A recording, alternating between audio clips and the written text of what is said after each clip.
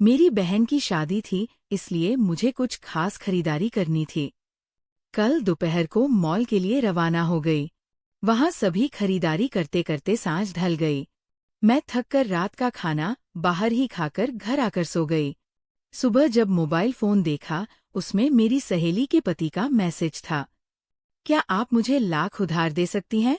मेरी पत्नी अस्पताल में है और मुझे अस्पताल का बिल चुकाना है। जैसे ही ये मैसेज मैंने देखा, मुझे मन में बड़ी आत्मग्लानि सी हुई। ओह, मेरी सहेली को रुपयों की आवश्यकता है और मैं अब मैसेज देख रही हूँ। मैंने झट से अपने पति को ऑफिस में फोन किया। सुनो, मेरी सहेली को मदद चाहिए। उसके पति ने फोन में मैसेज किया है। क्या करूं? कौन सहेली? मेरे पति ने रूखे स्वर में पूछा। वही जो अभी कुछ माह पहले हमारे नीचे के दूसरे फ्लोर में रहने आए हैं। वो हमारे बेटे के दोस्त अमित की माँ। पतिदेव ने पूछा। हाँ, वही। उसका 9वां महीना चल रहा था ना, शायद अब अस्पताल में एडमिट है।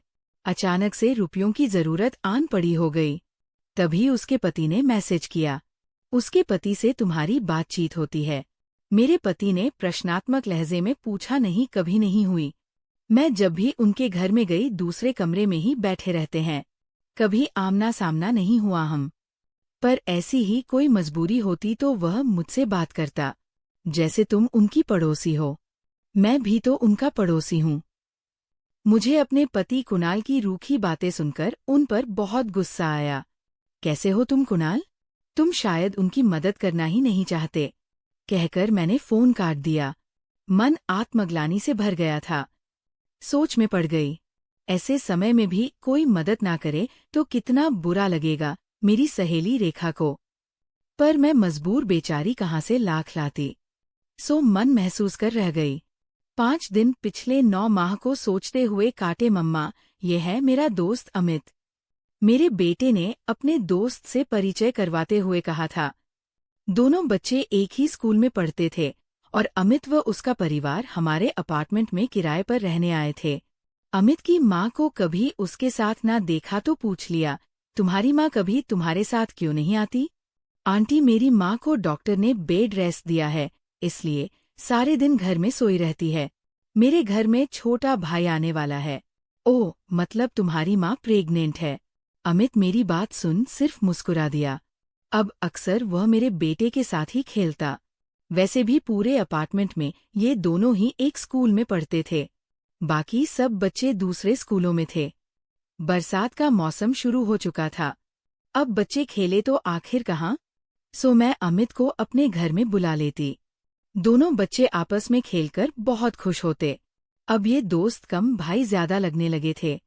कभी कभार मेरा बेटा भी अमित के घर जाता। अक्सर छुट्टी के दिन तो वो उसके ही घर होता। तभी अमित का जन्मदिन आया।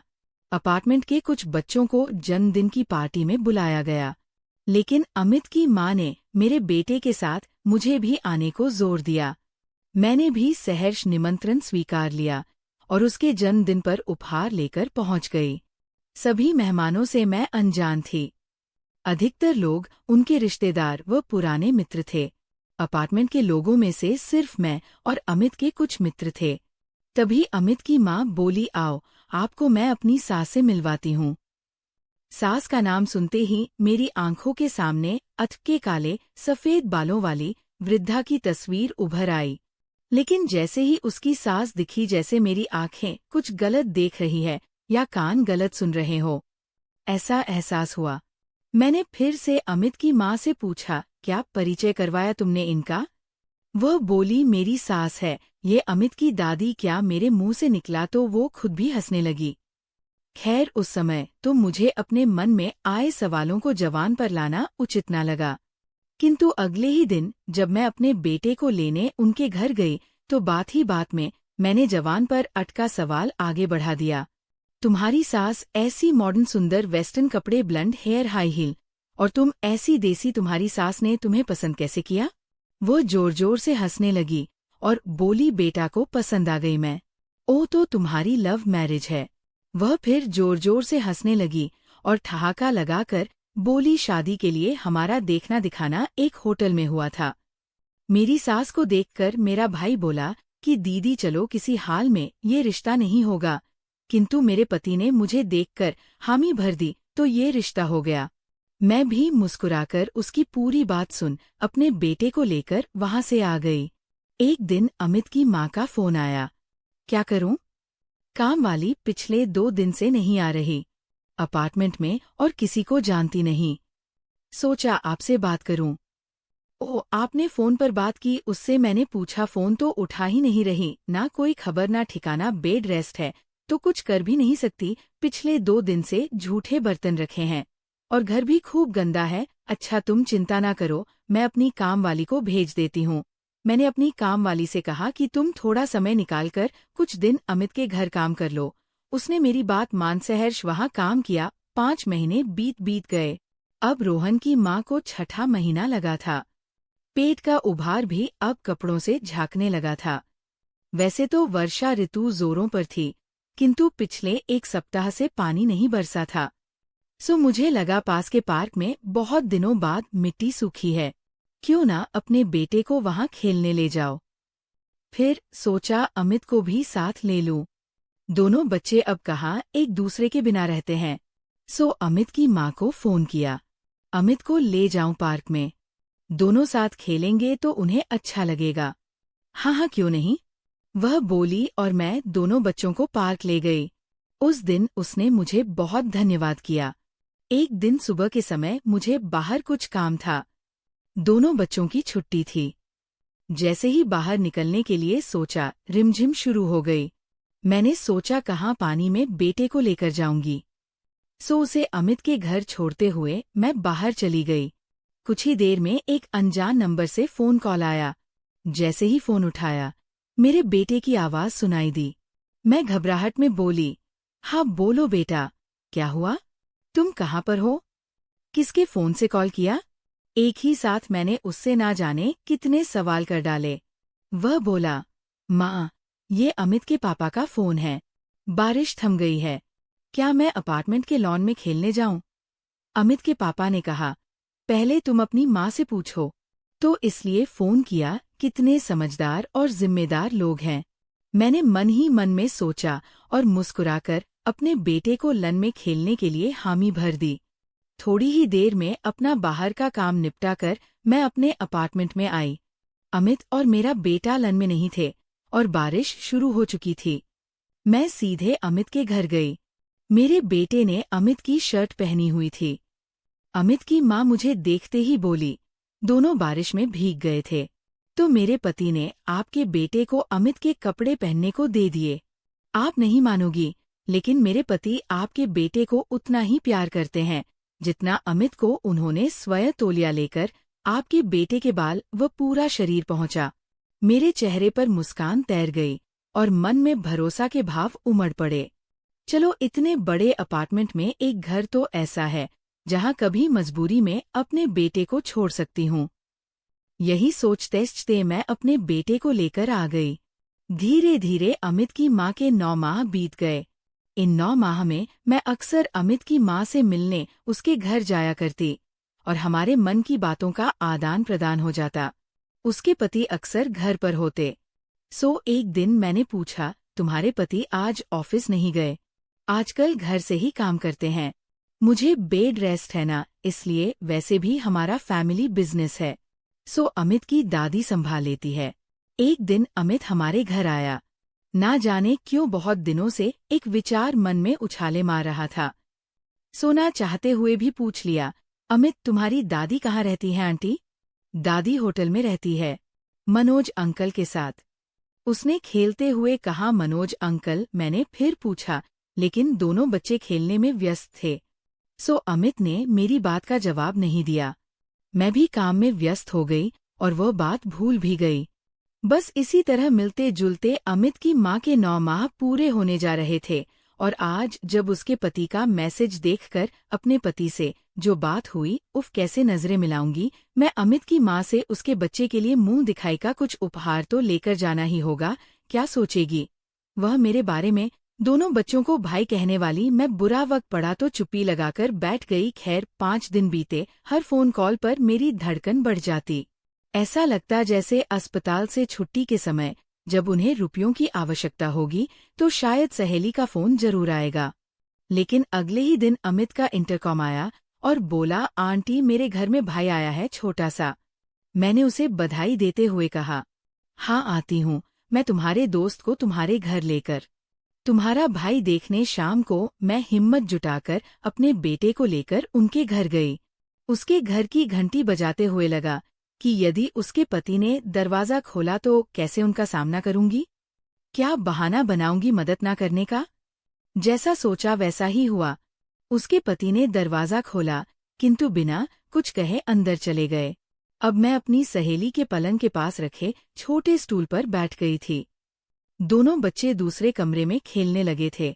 बात ही बात में मैंने अस्पताल का नाम पूछा। नाम सुना तो पाया, वह तो काफी महंगा अस्पताल था। करीब 1 घंटा वहां बैठी। हर एक पल भारी लग रहा था। और जब मेरी सहेली कुछ बोलने को मुंह खोलती, लगता अब वो रुपयों के बारे में बात करेगी। किंतु ऐसा कुछ ना हुआ। मैं 1 घंटे बाद अपने घर आ गई। करीब 1 महीने तक यही विचार मन में आता रहा, कभी तो वह उन रुपयों का जिक्र करेगी या अपनी तरफ से कुछ बात बनाकर कहेगी। किंतु ऐसा कुछ ना हुआ। लेकिन हाँ, मेरे पति ने एक दिन अचानक से पूछा, क्या हुआ तुम्हारी उस सहेली का? बेटा हुआ, मैंने तल्ख से जवाब दिया। जब मदद ही नहीं करनी थी तो फिर इतना मतलब भी क्यों रखना? हम मैडम जी, आप बहुत भोली है। यदि उसके पति को रुपयों की जरूरत थी तो उसने अपनी पत्नी से जिक्र तो किया होगा, और यदि जिक्र किया होता तो वह तुमसे इस बारे में जरूर बात करती। 1 महीने से ऊपर हुआ और अब तक कोई जिक्र ही नहीं। मुझे ये लोग ठीक नहीं लगते हैं। सोचो, अमित की दादी का मनोज अंकल के साथ रहना, 55 वर्ष की महिला के रहन-सहन और बेटे बहू के रहन-सहन का फर्क, तुम्हारी सहेली के पति का हर वक्त घर में रहना, जब तुम उनके घर जाओ तो सहेली द्वारा अपने पति से परिचय न करवाना, और पति का भी तुमसे कोई बात ना करना, लेकिन जब रुपयों की जरूरत आन पड़ी तो तुम्हें मैसेज करना, जबकि ऐसी जरूरत हो तो फोन तुम्हारी सहेली का आना चाहिए था, या उसके के पति मुझसे बात करते। कैसे कोई पुरुष एक महिला से लाख मांग सकता है, जबकि उस महिला से उसकी कभी बात ही नहीं हुई हो। मैं कुणाल की बातें सुन सकते सख्त में आ गई थी। अगले दिन मैं पार्क में अपने बेटे को लेकर गई। वहां कुछ महिलाएं भी बैठी थी, जिनके बच्चे वहीं खेल रहे थे। मैं भी आज उनके पास जाकर बैठ गई और बातें करने लगी। मेरा मन बहुत भारी था। ना जाने कितने सवाल मन में ज्वार भाटा उठाए हुए थे। मुझसे रहा ना गया और मैंने अपने साथ हुआ वाक्य उन्हें दोहराया। मेरा मुंह खोलना था कि एक महिला बोल पड़ी, तुम्हें अब समझ आया जब वे लोग वहां पर नए रहने आए थे। हमें तो तभी उन पर शक हो गया था। कैसा शक? मैंने पूछा। दूसरे फ्लोर वाला बंदा अपने बच्चों को लेकर यहाँ पार्क में आया करता था। कुछ ही दिनों में बच्चों से हिल मिल गया।